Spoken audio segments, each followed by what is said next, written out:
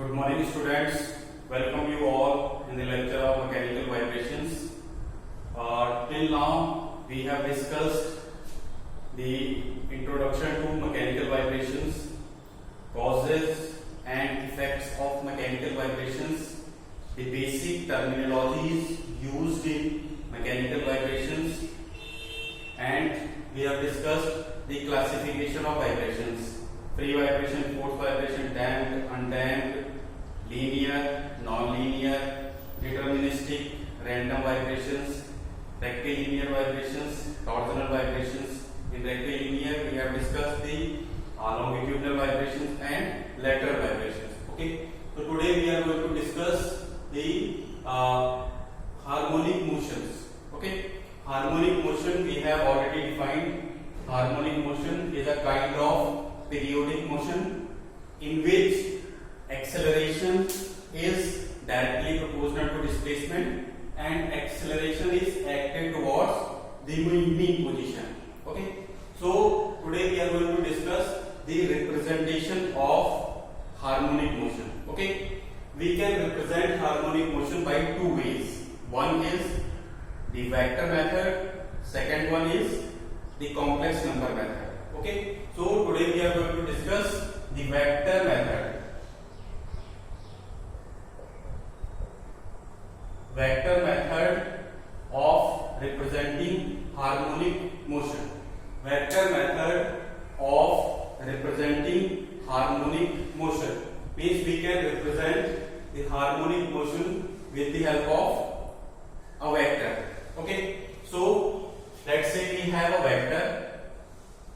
The simplest harmonic motion which we have taken was x is equal to a sine omega t. X is equal to a sine omega t. So we are representing this harmonic motion with the help of a vector. So where x is the displacement from mean position, a the amplitude of vibration, and omega is the rotational frequency. Okay. So let's say we have a vector. We are representing this harmonic motion with the help of a vector.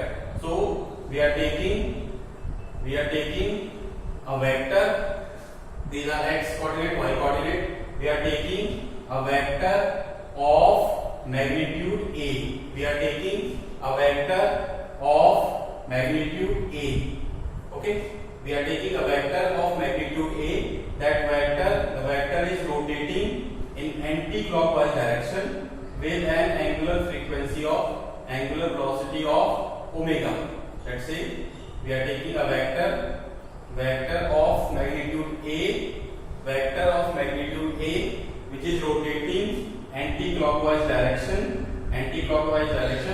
with an angular velocity of omega. At particular instant of time, let's say we have this position. The vector is rotating, but at particular instant of time we have this position. Okay. Unit of omega is radian per second multiplied by time. We have radian. Radian means this is the angle with the x-axis. So we have this situation at particular instant of time. Okay. So we are drawing two parallel lines. Let's say this one is the x-axis, this one is the x-axis. Okay. Now we want to calculate the displacement of this vector with the x-axis because we have vibrations around x-axis. Okay. At particular instant of time. Okay. So let's say we are starting from this point. On the x-axis we have theta. On the y-axis we have displacement. Here we have theta and here we have displacement. Displacement is x. Here we have displacement. Here we have theta. Theta is nothing but time. Theta is function of time. So we are taking on the x-axis theta or time. On the y-axis we have displacement. When theta is equal to 0, Okay, so the displacement is given by the vertical projection. Vertical projection is projection on y-axis. The displacement is given by the vertical projection of this vector. So for calculating vertical projection, let's say we have this kind of situation. Vector when theta is equal to 0. So vertical projection will be 0. Vertical projection we have this one. When theta is equal to 90 degree. So if the vector is rotating like this, so the vertical projection, if we have a torch from here, then the vertical projection is increasing, and when theta is equal to 90 degree, we have the maximum vertical projection which is nothing but A. So we have at pi by 2, theta is equal to 90 degree, we have the maximum vertical projection. So we have maximum vertical projection. Now the vector is rotating like that, again the vertical projection will decrease. Okay, so again the vertical projection will decrease. Vertical projection is decreasing. So at pi by 2, again we have 0. When we are going to cross here pi by 2 to 3 pi by 2, so we will have again the maximum vertical projection in the negative direction, and when we have again 0, so we will have the vertical projection 0.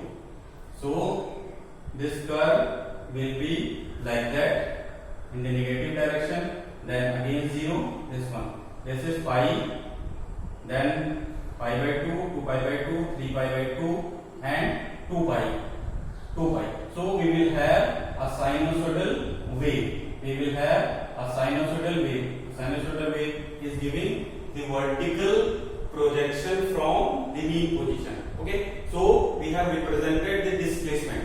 How we are going to represent the displacement? We have a vector which is rotating with an angular velocity of omega. Then vertical projection of this vector will give the displacement from mean position.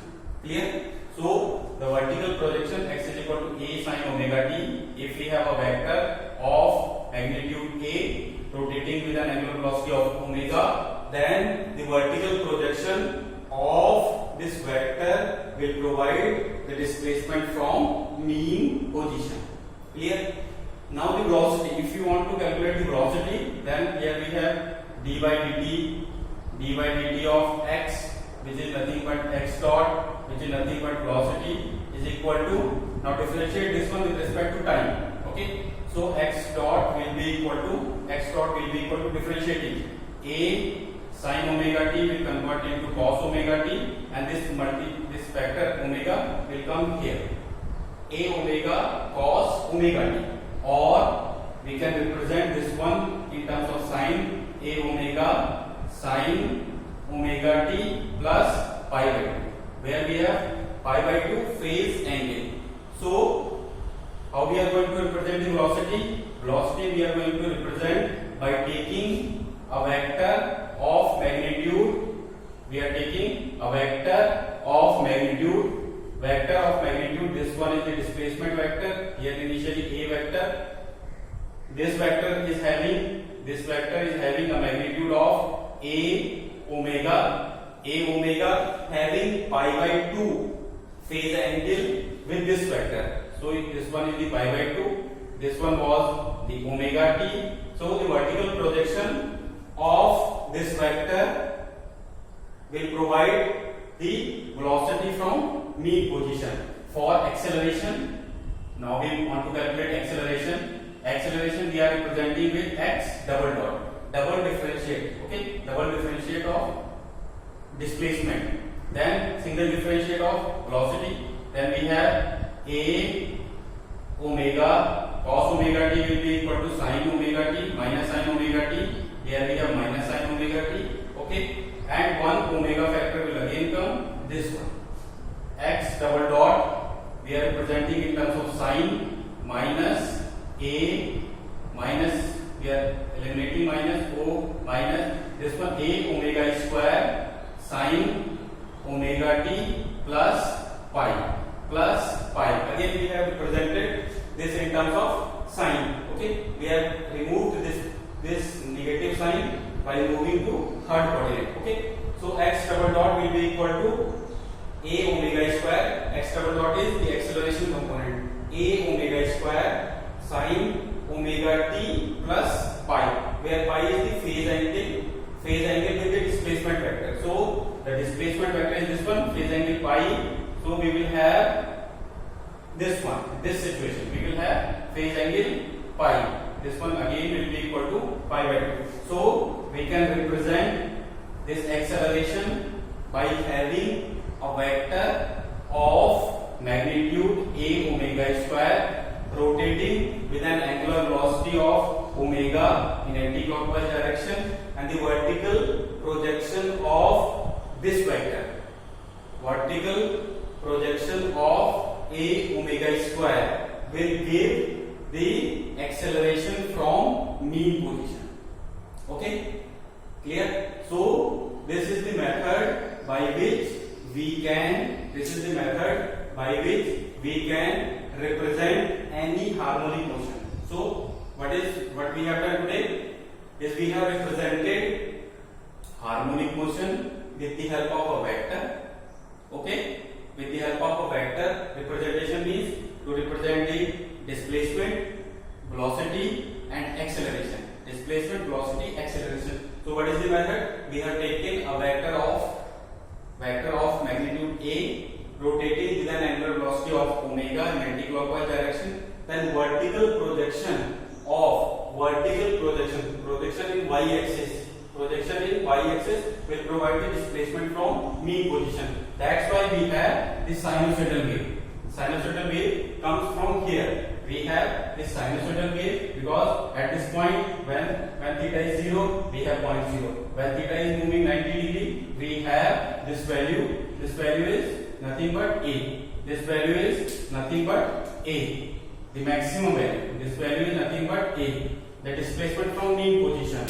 So we have this one. Again we are moving in third coordinate. Then when theta is equal to pi, we will have 0 value. Then in the negative direction, when 3 pi by 2, again the vector will come to this situation, and we have displacement in the negative direction. Displacement in the negative direction. Again, this maximum displacement will be equal to a. So we can calculate the displacement with the help of the vertical projection of a vector a rotating with angular velocity of omega in anti-clockwise direction. So now this was the displacement. For velocity we have differentiated this one, a sin omega t, a omega cos omega t.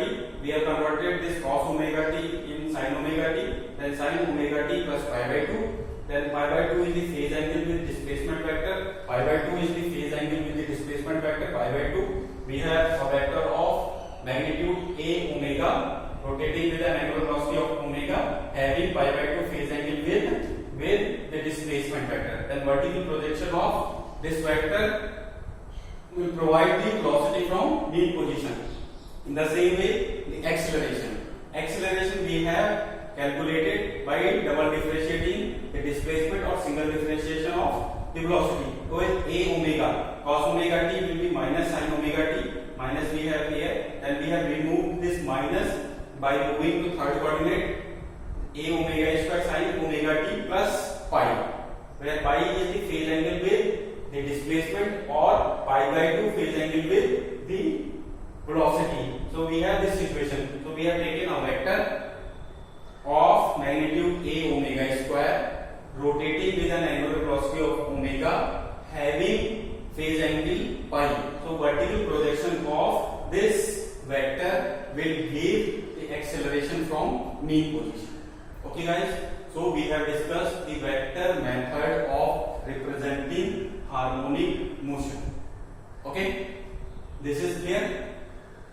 Okay, so we will discuss the second method, the complex number representation of harmonic motion, in the next lecture. So this is it for today. Thank you.